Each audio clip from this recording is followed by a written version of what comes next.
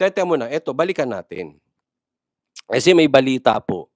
Balik tayo sa droga. Kasi yan ang dapat pinag-uusapan. Eto, alam niyo yung nahuli na 2 tons na naging 1.4 tons, yung 13 billion naging 9 billion. Meron akong nakita sa komentaryo. Kay Sasko ata ito nakita na basta hindi ko malaman kung saan, di umano, eto raw, nahuli, talaga po daw malaki ang kapit, na-intercept lang. Yung na-intercept daw, yan po talaga daw ay isang malaking sindikato sa Pilipinas. At very possible na ang taong nasa likod nito ay malaking opisyal. Malaking opisyal. Kaya nung na-checkpoint, nag-damage control.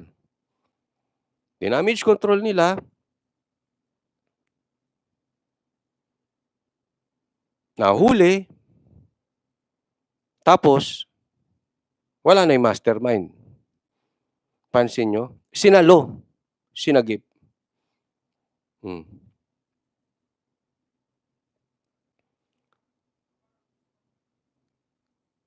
So, hindi natin alam na kung ito ay talagang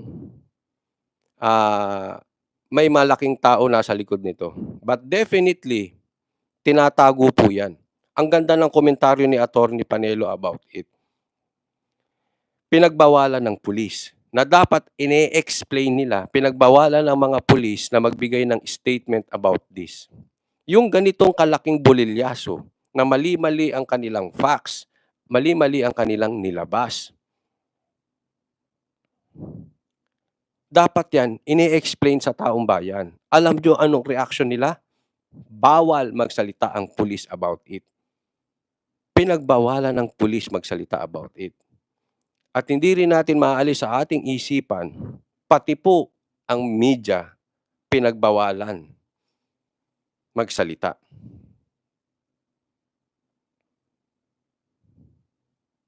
Kasi hindi nagsasalita ang media. Anong issue nila? 1 linggo na po yung video na yung interview na yan. Tapos naglabas pa sila ng issue na may AI na pineke yung audio ni Marcos. Ganon katindi. Ito ang main issue. Ang reaction nila, bawal magsalita ang pulis. Ang media, mukhang pinagbawalan din. Iniiba ang topic. Naglabas ng interview, etc. etc. Medyo magulo yang patungkol dyan. Kaya hindi natin masisisi ang taong bayan. Kahit si Attorney Panelo sinabi yan. Lalong magdududa ang taong bayan dyan. Bakit? Napakalaking issue. Ipinagmalaki nyo kayo nagpalaki niyan. Pinagmalaki nyo record breaking. Yung pala hindi naman. And none other than the President himself and Secretary Avalos mismo. Pinagmalaki yan. Record breaking. Saan ka nakakita ng record breaking na ngayon ay ayaw ng pag-usapan? Kasi kung accomplishment yan, at kakaunti na nga lang ang accomplishment nyo, dapat pinagmamalaki nyo pa. Ang tanong, napakalaking accomplishment, bakit binubusalan? Bakit ayaw nyong pag-usapan? Saan ka nakakita? Baliktad talaga ang gobyerno natin ngayon. Anong gusto nilang pag-usapan? Yung away ng First Lady tsaka ng Vice President? Anong gusto nilang pag-usapan? Yung lumabas na fake audio? Wala po yung koneksyon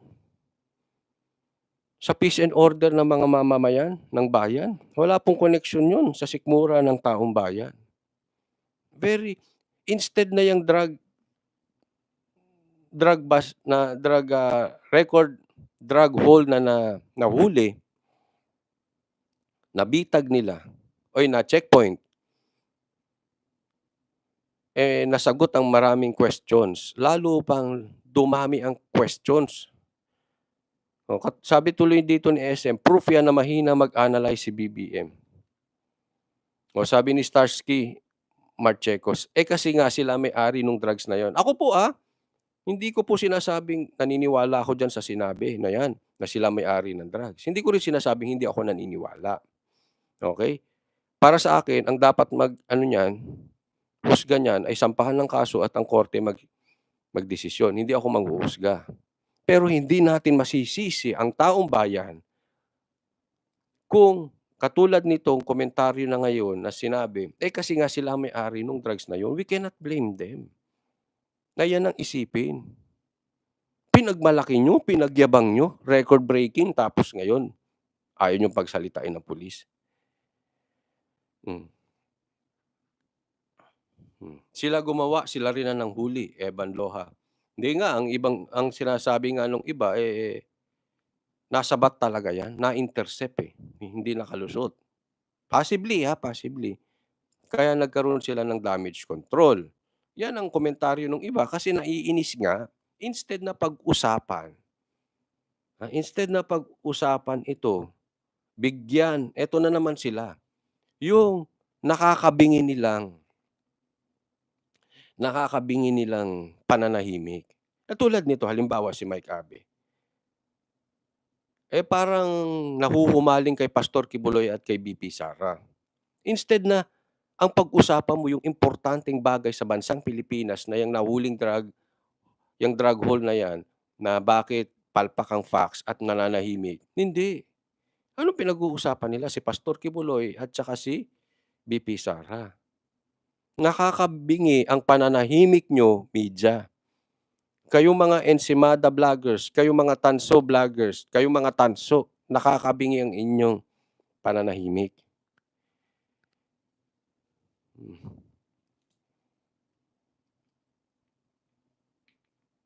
Sabi ni Melby, may source kami nagwa-warning babahan ng pulburon kakaupo pa lang ni Junior dahil kasabwat. Naku.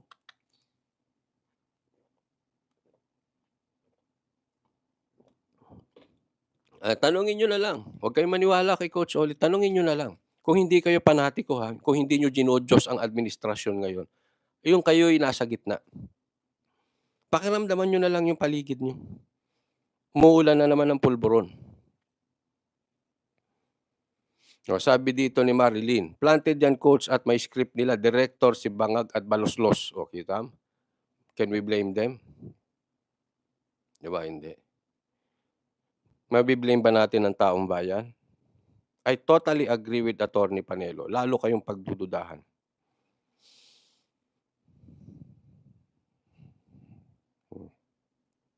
Tapos hindi pa raw di umano. Yun ang sabi. Hindi ko rin sure Okay?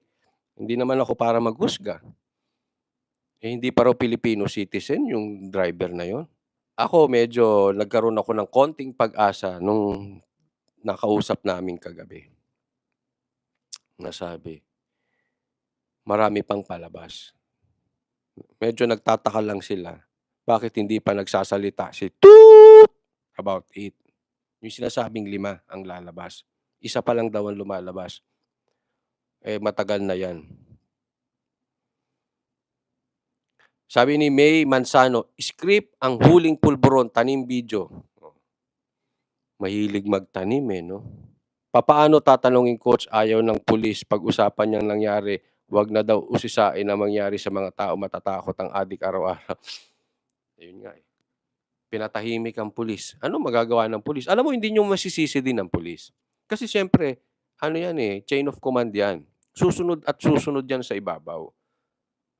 Wala silang magagawa. Ang nakakapagtaka, yung media. Kasi kayo media, hindi niyo naman boss ang administrasyon. Anong nangyari? Ba't naduwag kayo?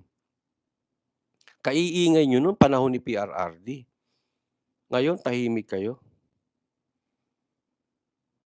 Sabi ni Uniwise Visuals, inggit at ganti, amat straits. Ay, oo. Ganyan ba ang mga bangag? Yung mahilig mainggit at mahilig gumanti? Yan pala yun, sabi ni Uniwise. Bakit si Senator Tulfo tahimik ngayon sa issue na 'yan? Correct, hindi ko rin alam. Actually, maraming tumahimik diyan kaya nga naiinis ako do'n sa mga DDS senators na iba, eh. Tahimik sila diyan, eh. Pati si Tulfo tahimik. Pero consider ko pa si Tulfo, mas posible pa si Tulfo kasi hindi naman DDS 'yun. Nagtataka ako do'n sa mga DDS senators bakit tahimik din. Pero may pupusta ako sa inyo, itong mga DDS senators na 'to, bigla yang mag-iingay 'pag malapit na ang eleksyon sa 2025 kasi mga ano 'yan, eh, maka-naninigurado, 'di ba? Nag nana Naninimbang muna. Pagdating sa 2025, 'pag alam nilang medyo alanganin na sila, magsasalita ng todo sa kalalaban. Kasi nakita nila nagagalit ng mga DDS community. Sabi ni Richmond Tanyo, "Pag-usapan ng issue walang, ayaw sumagot, pero 'pag love life swerte daw siya." Kaya nga, eh, 'di ba? Hmm. Pati yung interview, anong katuturan nung interview ni Tunying? Pinag-usapan, usapang babae, usapang personal? Wala rin.